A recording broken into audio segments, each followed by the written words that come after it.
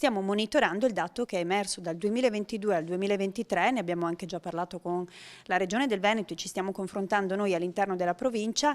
Solo i primi 8 mesi del 2022 avevamo accolto in pronta accoglienza, quindi con una risposta immediata 35 donne, quest'anno ne abbiamo già 70.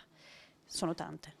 Donne vittime di violenza, i dati di Treviso sono l'emblema di un fenomeno che allarma sempre più e che ha portato il Comune ad avviare una campagna di informazione e sensibilizzazione. Il progetto si chiama Stop Violence, una raccolta fondi che vede al centro un'opera dello street artist trevigiano Manuel Giacometti. Il ricavato verrà utilizzato per sostenere il centro antiviolenza ed informare le donne vittime di violenza. Una campagna che abbiamo voluto multilingue, in modo da poter arrivare davvero a tutte le donne, da diffondere attraverso tutta la rete non solo del Comune di Treviso, perché la metteremo a disposizione dell'intera provincia. Il lavoro che si sta facendo contro la violenza di genere è tanto e su più fronti, ed i dati in crescita possono anche essere letti come una maggiore emersione del fenomeno. Noi non crediamo che ci sia un aggravamento, quanto un fatto invece positivo da un lato, che le donne hanno più canali e effettivamente dicono basta e quindi segnalano, e i dati cominciano ad emergere. Tante e diverse le storie delle donne che si sono rivolte ai centri antiviolenza,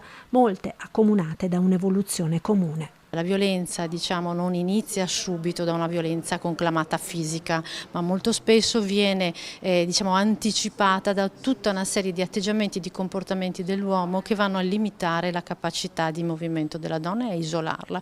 Quindi la violenza psicologica sicuramente è sempre presente in tutte queste situazioni. La violenza fisica arriva dopo e il fattore di svolta che poi porta le donne a chiedere aiuto è sicuramente il tema della paura, per la propria incolumità e per l'incolumità soprattutto dei loro bambini.